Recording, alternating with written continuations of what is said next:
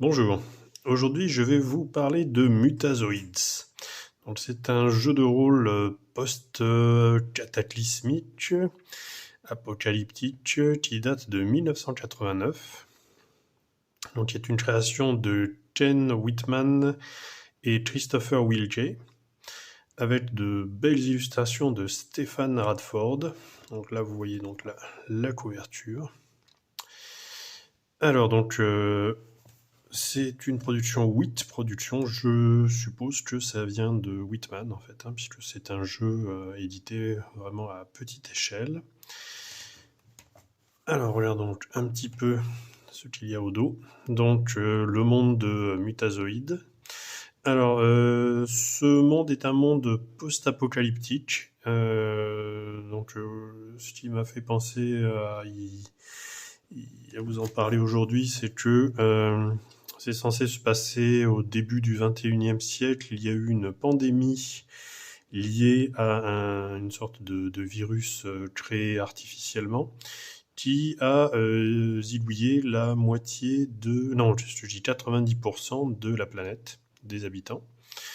Et là, nous sommes à peu près, donc ça se passe, la pandémie se passe à peu près dans les années vers 2013, ce qui est noté. Et là, nous sommes en 2073, donc à peu près donc 60 ans après la pandémie. Et donc parmi les survivants, il y a une partie des gens qui ont été transformés en mutants. Et donc il y a plusieurs classifications de mutants. Donc il y a les mutazoïdes qui eux sont les mutants comme vous voyez celui ici là, qui a complètement muté. Après il y a les acceptables tels que c'est noté en fait, qui ont des mutations faibles. Après il y a ce qu'on appelle les supers. Donc c'est un petit peu comme ceux qui ont des super-héros mais avec principalement des pouvoirs psioniques.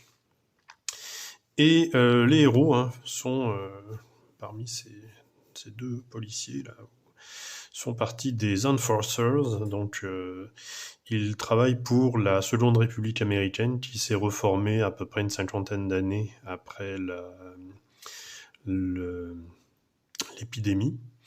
Et ils sont là pour faire respecter ce qu'ils appellent la quarantaine en fait, parce que les mutants on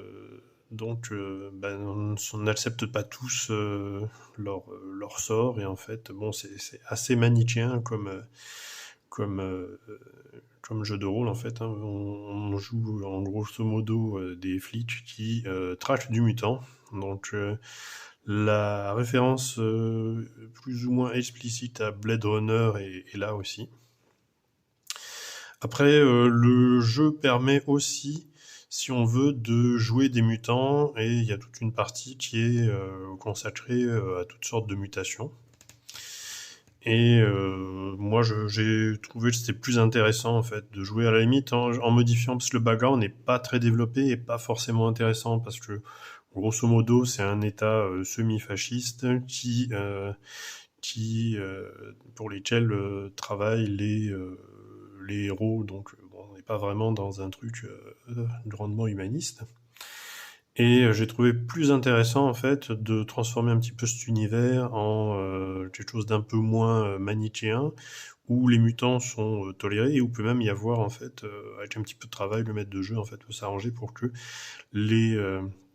il y ait des groupes justement de flics comme ça qui soient composés à la fois de mutants et de policiers, avec un peu une plus grande gamme de scénarios, de jeux possibles. Alors regardons donc un petit peu ce jeu à l'intérieur. Donc là on a une belle illustration de Stéphane Radford.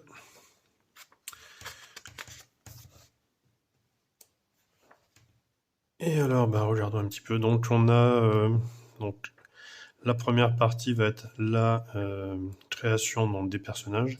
Alors le système de jeu se joue avec des D6. Il faut... c'est un système en fait, chaque compétence, les compétences sont notées de 1 à 12. Et on jette 2d6, 2 ou 3d6, il faut faire moins. Et il y a une table en fait qui permet les ajustements par rapport au jet en fait. Donc c'est assez simple, c'est pas très très compliqué. Voilà, donc là, un petit peu donc la création du personnage, c'est pas ce qu'il y a de plus intéressant. La partie qui va être plus intéressante, voilà, ça va être les débuts des mutations. Donc là, c'est assez sympa en fait. Il peut y avoir toutes sortes de mutations, par exemple avoir des yeux d'insectes, etc. C'est pour ça que le jeu est un petit peu bancal, puisque à la base, il nous fait jouer que des policiers humains plus ou moins soit normaux, soit mutants acceptables, tolérés.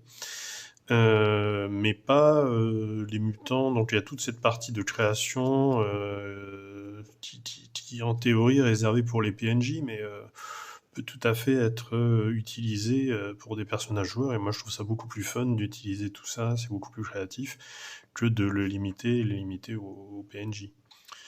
Voilà. Donc les tables des mutants, les pouvoirs. Voilà, là on a la partie qui sont donc les pouvoirs des supers en fait, de ceux qui sont psioniquement développés. Voilà, on a toujours des illustrations bien sympas. Donc le combat, on est dans du classique. Il n'y a pas vraiment pas de grande innovation. C'est pas voilà. Ce jeu permet juste à un maître de jeu un peu imaginatif d'utiliser des bases pour en faire quelque chose d'un peu plus personnel. Voilà, donc là un petit peu l'explication de ce que sont les Enforcers, qui bossent donc pour cette seconde république américaine. Donc après il y a toute une explication, les délits, etc. Et comment en fait attraper les mutants. Voilà l'explication de la seconde république.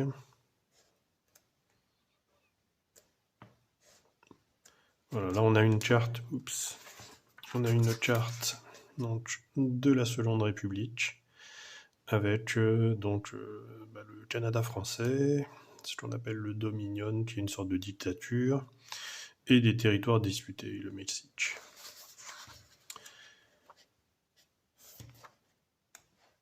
Voilà, donc c'est...